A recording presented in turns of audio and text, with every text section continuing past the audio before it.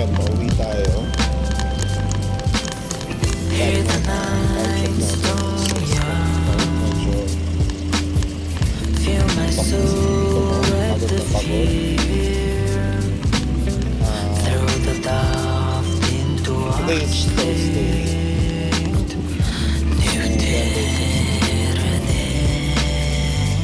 Sa lahat, good morning sa inyo. And sa mga pamangkin ko may birthday ngayon, happy birthday sa inyo. Hindi ko mga kayo shout out sa isa. Wish lang dito sa inyo is be happy and live free. So, right now, ayan, pauwi tayo. For today, habang pauwi tayo, discuss ko lang kasi meron akong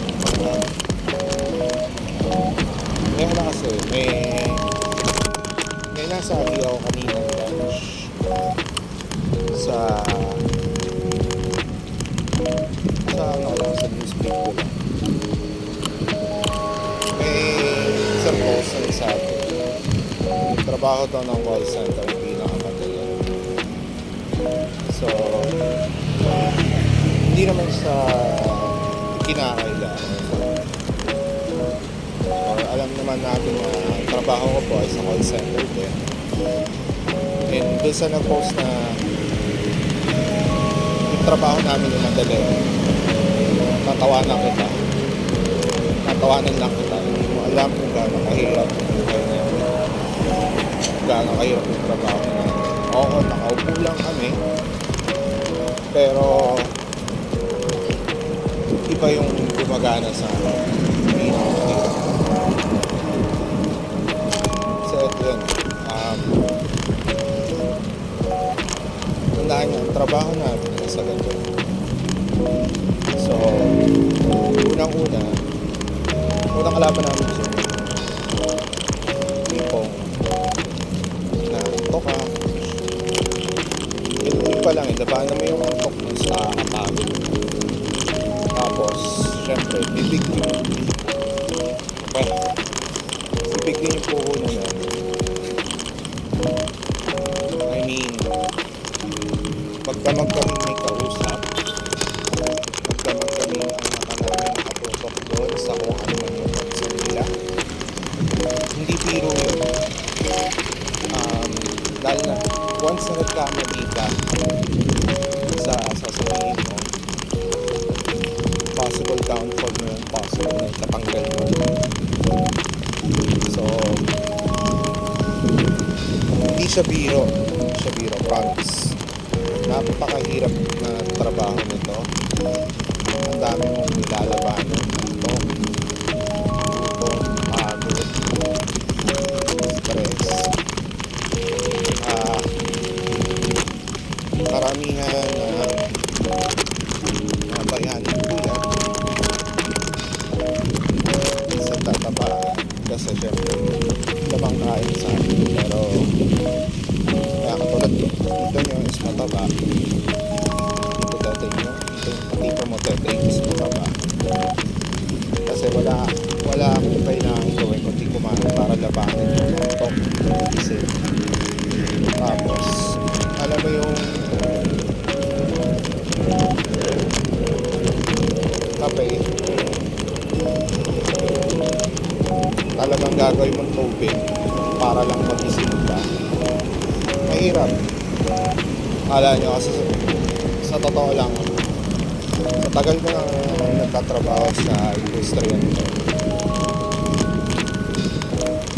hindi nyo alam na holiday dito sa Pinas, instead na wala kang pasok wala na ang trabaho.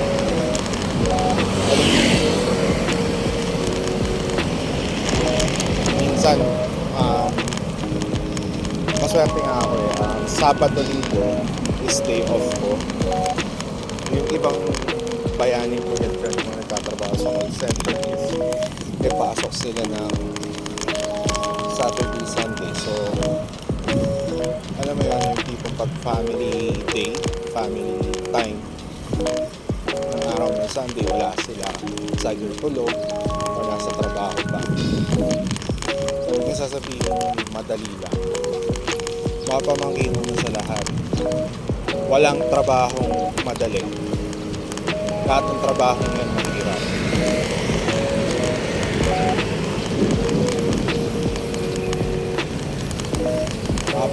Alam mo yung tipong kahit simpleng maglilinis ka lang ng kalye, trabaho ng mga Metro 8 natin, mga side sweeper, mahirap yun.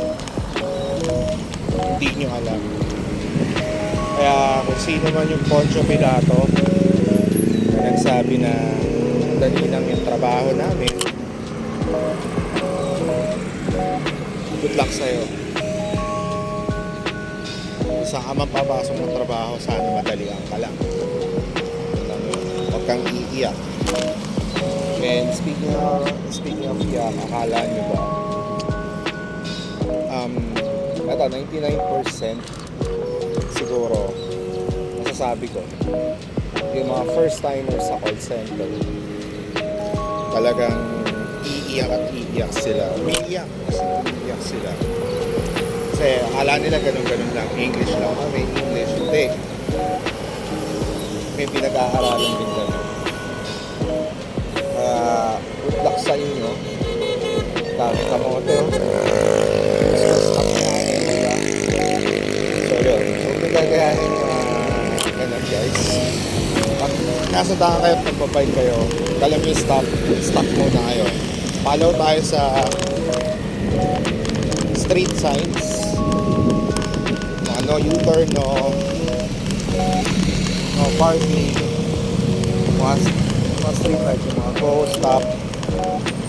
stop lock and listen din. Kasi para sa safety natin yun, safety ng mga bikers, safety ng mga commuters. Pag sinabing stop lang kayo, huwag kayong maging kamote. So hindi nyo ikakakul yun, pagiging pasaway yun. Possible na ikapahamak nyo pa yun. So, mag-ingat-ingat din sa pag-drive, pagbabike sa hindi lang sa akin, naman nagbabike, sa mga nasa sasakyan din, mga nag-motor special. Sila yung talagang accident prone. So, ingat-ingat tayo guys. Always pray. Pray kayo sa taas. Bago kayo umalis, safety. Bigyan kayo ng safety guidance. Hindi dapat mawala yun. So, yun. Dito nyo, alam, maraming nakakilala sa akin namin. Pagka makulit ako, paulit minsan at normal, minsan sira ulo na talaga, pero at the end of the day dapat end and start tingin tayo sa taas. Papasalamat tayo at papagat sa buhay binigay, hindi dapat mawala yun. And promise, hinihingal sa dito nyo. Hinihingal. Kaya pagod na yung katawan nyo. Pagod na. Day 3 pa lang nagtrabaho natin. Parang nga akong nagtrabaho na sa meeting. Yun yung tipong feeling ko. Kasi ganun yung stress level. Pag gutom ka, naanto ka, lahat lalabanan mo, lahat ng enerhiya mo sa katawan lalabas mo. Para kang gagawa ng spirit bomb. Sa mga nakaabot sa Dragon Ball dyan, shoutout sa inyo. Alam niyo yung feeling mo. So tayo super sayang. Pero yun, bawal kasi tayo sumuko. So everyday, kahit na alam na yung tamad ka na ayaw mo na pumasok, isipin mo lang na so yun, isipin mo na lang na may umaasa sa'yo may kailangan kang gawin, may kailangan kang i-accomplish. Yun na lang. Yun na lang eh. Doon. Yung pumasok ka, simple accomplishment na yun sa buhay. Kung lalaki ka, meron kang balls na patunayan na uy, kaya akong magtrabaho. Pero ang tanong nga dyan, sabi sa isang commercial, para saan ka bumabangon? So isang malaking tanong yan, guys. Kayo, PM nyo sa comment section. Kayo ba sa everyday nyo, sa pag-aaral nyo, pagtatrabaho nyo, sa pagbubulakbol nyo, bakit nyo ginagawa, bakit nagugustuhan nyo siya, or bakit kayo bumabangon? Para yun, susunod na natin na vlog natin or video, may mapag-usapan tayo. So, shoutout ko kayo isa-isa. So open lang yung comment section. Share nyo lang yung thoughts nyo about doon, topic na yun, para saan ka at bakit ka bumabangon everyday. So magandang ano to, gawin natin inspirational. So again, pero ulitin ko, start ng araw mo at sa end ng araw mo, wag nyo kakalimutan magdasal. Number 1 yan, magdasal kayo, guys. Ako personally, I don't care what your religion is. If Catholic ka, if Iglesia ka, if Muslim ka, or if born again Christian. Para sa akin kasi, as long as you believe that there is a God, pasok ka sa akin. Pasok ka sa libro ko. Pasok ka sa akin. Pasok na pasok. Naniniwala ka na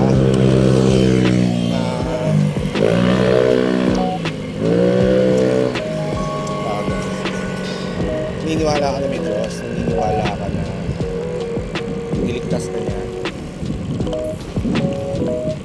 Malaking bagay na yun. Isa ka sa akin. Isa kang tunay na pamangkin. Huwag lang sasabihin ko, mana kay Tito. I don't care about religion, no, honestly. But as long as you believe in God, okay ka sa akin. Pato ka sa akin. Pasok ka sa grupo. So, belong ka. And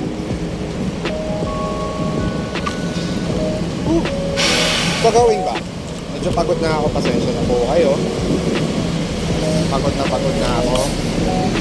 Magdamag ng trabaho. Pumapadyak pa rin tayo. Everyday padyak tayo. Everyday bike to work, bike to work, bike to work. Routine na to kasi may ano pala, comment din ako.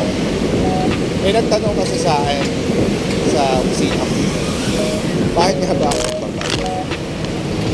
Kaya bakit ako nagbabike lang? Medyo tricky kasi, tricky itong ginagawa ko. Siyempre, habang nagbablog ako, kailangan focus pa rin ako sa daan. You have to be defensive driving. Defensive driving pa rin. So, kailangan focus ka.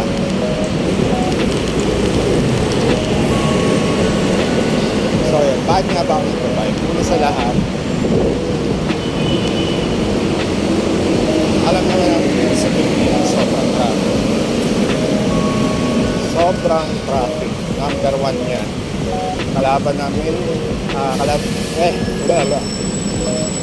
kalaban namin yung mga nagtatrabaho yan. Traffic. Kasi once na nasta ka sa traffic, matik late.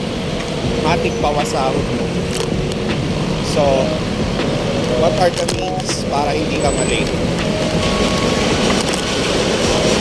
Ako, mini ko, nasa traffic, makawin pa.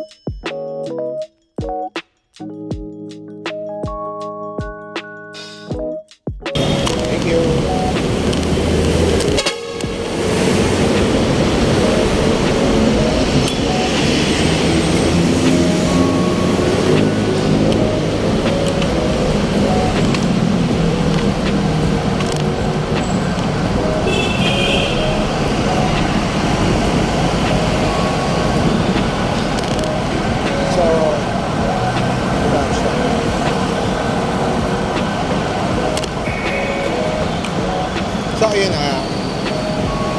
bakit, aside sa traffic kasi guys,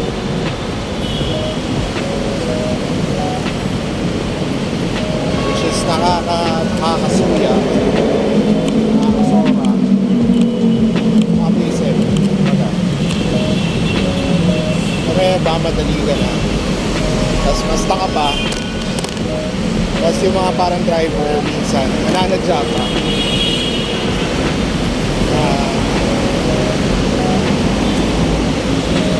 alam na yung tao nagmamadali, magkano pa, ma-collect na ba na kasi, which is hindi ko naman na syempre kapuhayan din, trabaho din yun yun. Pero yun, kalasan nagka-traffic ka, tapos malilate ka, reduction sa sahod yun, pag malilate ka, pangit. Isipin mo, yung piso na lang, ito na lang piso pinaghirapan mo, tapos malilate ka, babawasan ng ilang piso. Yun yun. Sakit. Kaya, as much as possible, nag-bike na lang ako para, yun, on-time tayo lagi. Ahead, yung problema. Tapos, isa ito, iwas pa sa gastos. Kasi syempre, ito yung second edition ko. Which is, at taas na ng pamasahe ngayon. Isipin nyo yung normal na jeep is nasa 13 pesos na. Ang fare, medyo ang kate.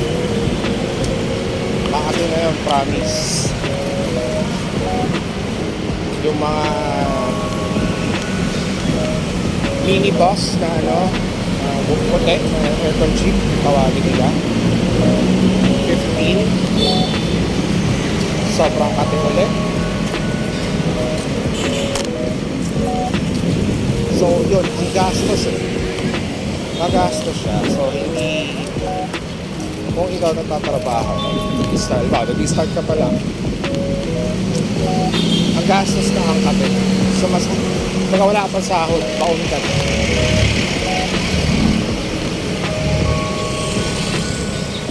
Baga na baon ka na talaga. Kaya mas, nag-prefer ko yung bike kasi aside sa less yung gastos, yung mga pamasahe ko ng tapa, ginagawa ko sa akin.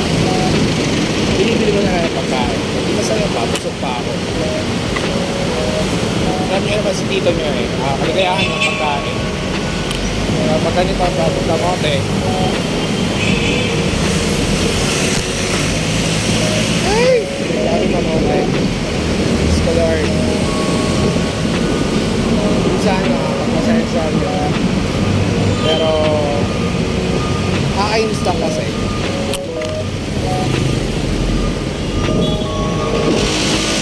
Mali na nga yung way, tulad nito.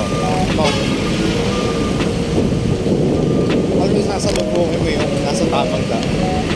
Kamote. Bukas pa ng disgrasya talaga. Guys, pag gano'n, huwag yung ipilit. Honestly speaking. Walang yung may madidisgrasya. Huwag yun na ituloy. Mahirap guys. So yun, going back. Sa pamasahe, it was late. So, last reason ko, kapag nag-bike, or actually, second to last, is yung exercise. Kami magdamag kami na alam mo yun, kung tatrabaho, pagdating sa bahay, tulog na lang.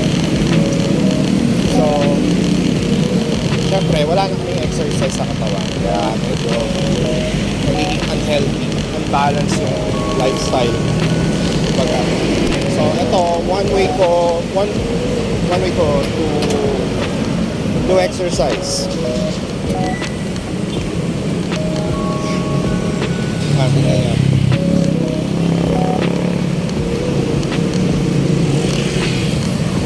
Hindi ako nagpalit ng gear. seryoso.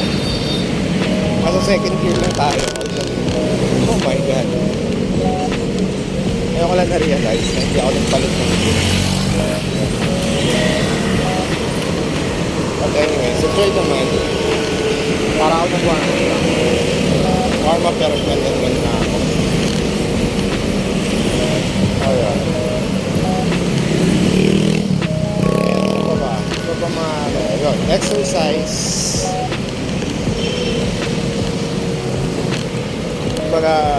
Magandang form ng exercise ang pagbabicycles. Cardio to, cardio.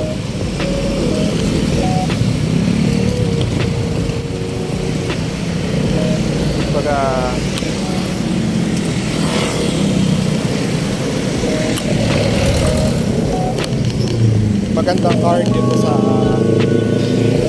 umaga. So, pinagsasabay ko lang. Ganon ka-efficient dito, no? Dinipid na yung pamasahe. Iniwas sa traffic. Tapos nag-exercise na. Diba? Very good to physical. Kasi, okay.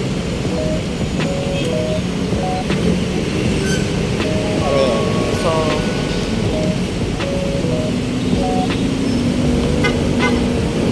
pasay tayo.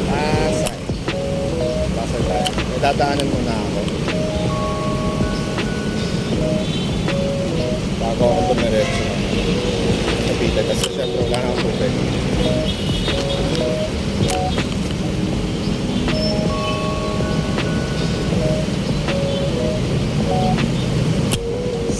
Stop sign tayo sa stop yung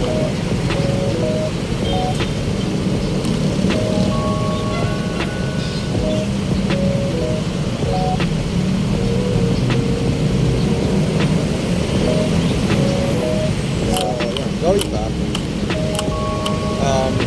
yun yung mga reason ko kung bakit yung bike na lang ako. Tapos, may nagtanong din, parang follow-up question, bakit nag-bike talaga? Isa lang yan, trip ko eh. Para gusto ko mag-bike lang, wala namang masama, di ba? Baga,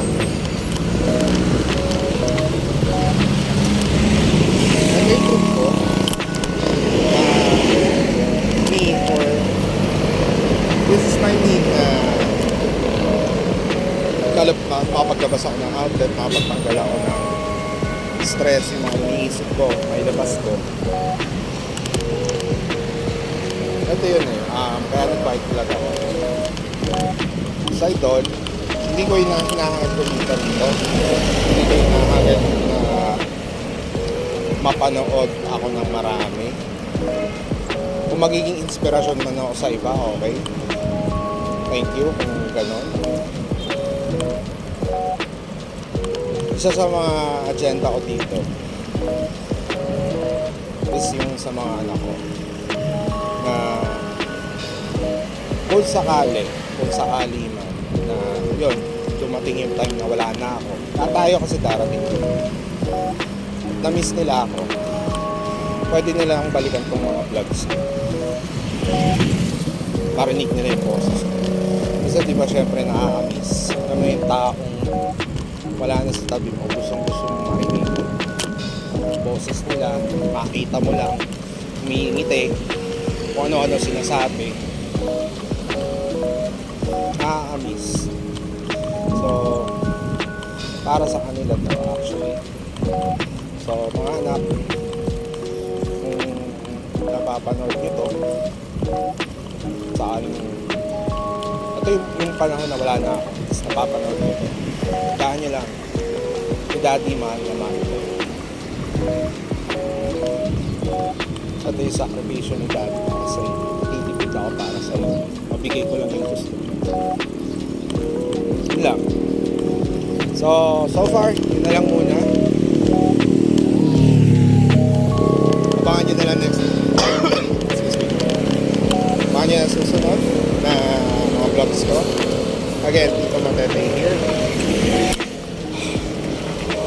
Oh, ito ka. Pagawin ba? So again, Titomotetey here. Please like, share,